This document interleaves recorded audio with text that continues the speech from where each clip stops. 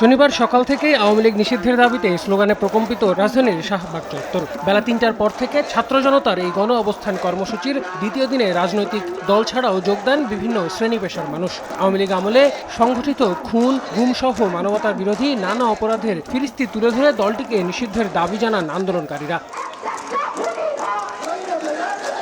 এর মাঝেই দাবি আদায়ে রাত ৮টায় সরকারকে দেওয়া হয় ১ ঘন্টার আলটিমেটাম। বেঁধে দেওয়া সময় পেরিয়ে গেলে আন্দোলনকারীরা মিছিল নিয়ে রওনা হন রাষ্ট্রীয় অতিথি ভবন যমুনার দিকে। যদিও পরে তারা অবস্থান নেন ইন্টারকন্টিনেন্টাল মোড়ে। সেখানেও একই দাবি নিয়ে চলতে থাকে স্লোগান। এর প্রায় ২ ঘন্টা পর অনেকটা কাঙ্ক্ষিত ঘোষণা আসে যমুনা থেকে। খবর আসে বিচার হওয়ার আগ পর্যন্ত আওয়ামী লীগ কোনো কার্যক্রম চালাতে পারবে না। এতে উচ্ছ্বাসে ফেটে পড়েন আন্দোলনকারীরা। যদিও তাৎক্ষণিক আলোচনার মাধ্যমে পূর্ণাঙ্গ সিদ্ধান্ত আসার আগ পর্যন্ত রাজপথ না ছাড়ার আহ্বান জানান জাতীয় নাগরিক পার্টির সদস্য সচিব আখতার হোসেন। অফিশিয়ালি আপনাদেরকে কিছু জানানোর আগ পর্যন্ত কেউ রাজপথ ছেড়ে যাবেন না। আওয়ামী লীগকে আমরা নিষিদ্ধ করে ছেড়েছি।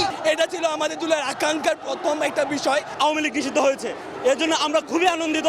আওয়ামী লীগের নিষিদ্ধের মধ্য দিয়ে এই জুলাই বিপ্লবের পূর্ণতা পেল। এদিকে দল নিষিদ্ধ এবং জুলাই ঘোষণাপত্র সহ সরকারের নেয়া সব সিদ্ধান্ত দ্রুত বাস্তবায়ন হবে, এমনটাই চাওয়া অভ্যুত্থানকারীদের। যদি রাজনৈতিক দলগুলো এভাবেই আমাদেরকে বাধ্য করতে থাকে, নানানভাবে এই ছাত্র জনতাকে বাধ্য করতে থাকে যে রাস্তায় নেমেই এই ফয়সালা হওয়া বিষয়গুলো পুনর্ফয়সালা করার জন্য, তাহলে আসলে বাংলাদেশের রাজনৈতিক পরিস্থিতি আসলে ছাত্র জনতার হাতেই থাকবে। এই দল হিসাবে কিন্তু আওয়ামী লীগকে নিষিদ্ধ করেনি, বরং তাদের সাংগঠনিক কার্যক্রম নিষিদ্ধ করছে।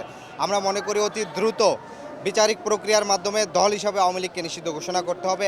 এদিকে এক ফেসবুক পোস্টে বিপ্লবী ছাত্র জনতাকে অভিনন্দন জানিয়েছেন জুলাই আন্দোলনের অন্যতম নেতা নাহিদ ইসলাম। জুলাই ঘোষণাপত্র ও বিচারের প্রশ্নে সংগ্রাম চালিয়ে যাওয়ার আহ্বান তার। জুলাই অভ্যুত্থানের সময় থেকেই অভিযোগ সে সময়ের শাসক শাসনের নামে করেছিল শোষণ, আর তখন থেকেই সে সময়ের শাসকের যে দল, সেই দলকে নিষিদ্ধ করার দাবি ছিল সাধারণের।